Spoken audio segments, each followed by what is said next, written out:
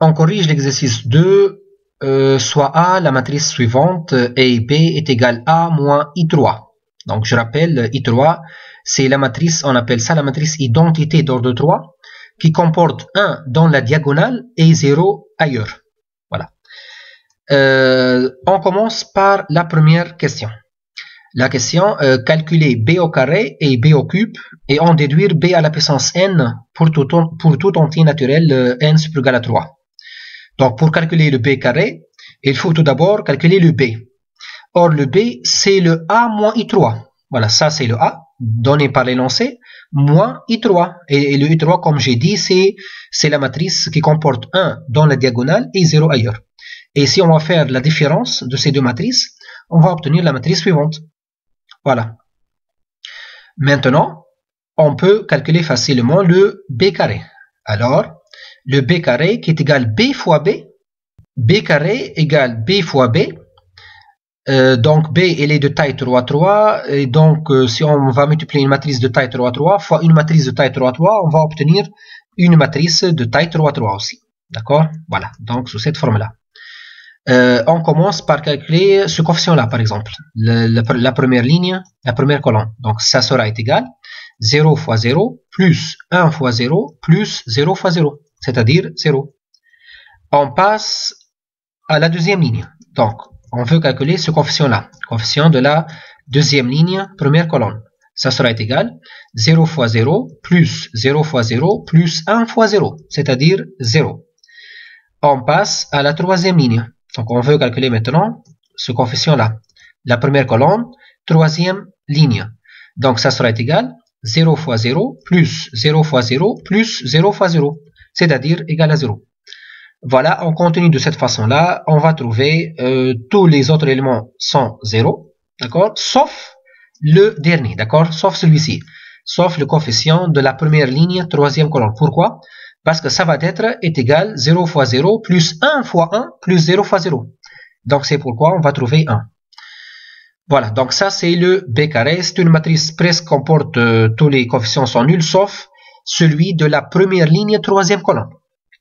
Maintenant, donc, le B au cube, ça serait égal B fois B carré ou bien B carré fois B.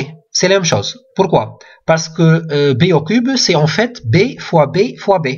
Mais on a dit dans le cours que le produit matriciel est associatif. Donc, on peut écrire B fois B carré ou bien B carré fois B. C'est la même chose. D'accord? Et donc, si on va faire cette multiplication-là, on va trouver 0 partout. C'est-à-dire, donc, cette matrice s'appelle la matrice nulle. On a dit ça dans le cours. Et comme notation, on écrit égal à 0 indice 3. Donc, 0 indice 3, c'est-à-dire c'est la matrice qui comporte 9 zéros. Donc, 3 lignes et 3 colonnes pleines par des zéros. On déduit maintenant que B à la puissance n. Ça sera quoi B puissance n? Ça sera 0 aussi. Voilà, donc puisque B puissance 3 égale à 0, donc automatiquement B puissance 4, B puissance 5, B puissance 6, ça va être aussi 0. Et ceci, quel que soit n, super égal à 3. Voilà. On passe à la deuxième question. Développer B plus I3 à la puissance n par la formule du binôme est simplifié. Donc, d'après la formule du binôme, qu'est-ce qu'on a? On a B plus I3 à la puissance n, donc on va appliquer la formule de binôme, mais attention, on a le droit d'appliquer la formule de binôme que si les deux matrices se commutent. Mais ici, on a le cas, parce que B fois I3 égale I3 fois B. Donc, on peut appliquer la formule de binôme. Qu'est-ce qu'elle donne la formule de binôme? B plus 3 à la puissance n, ça sera égal la somme k allant de 0 jusqu'à n, ckn fois B à la puissance k, en principe fois I3 à la puissance n moins k. Mais I3 à la puissance n moins k, ça va donner I3, donc c'est pas la peine de l'écrire, puisque I3 joue le rôle de l'élément neutre de la multiplication des matrices. Et donc, c'est pourquoi cette somme-là, ça sera uniquement la somme k allant de 0 jusqu'à n de ckn fois p puissance k. Avec ckn, c'est quoi? C'est les coefficients binomiaux.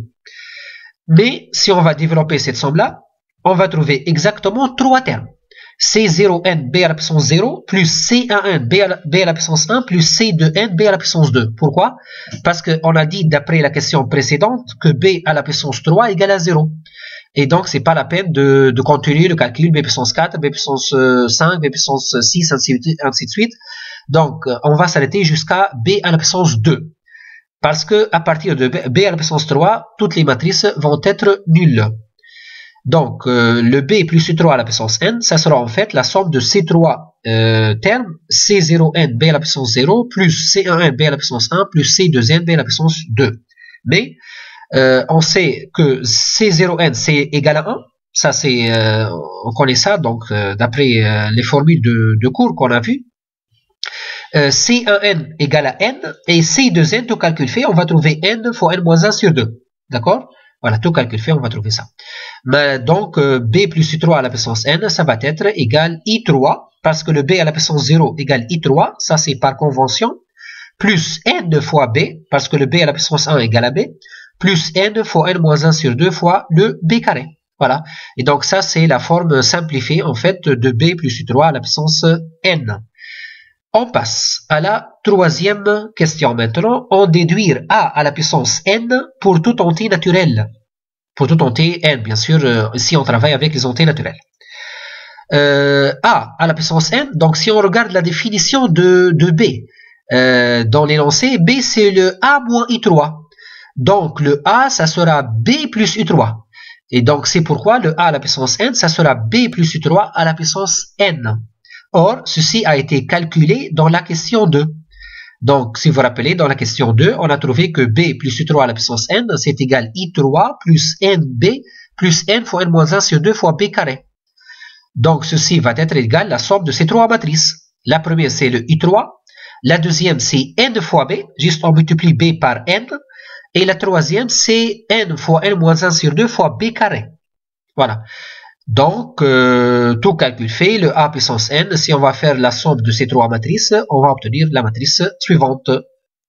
Voilà.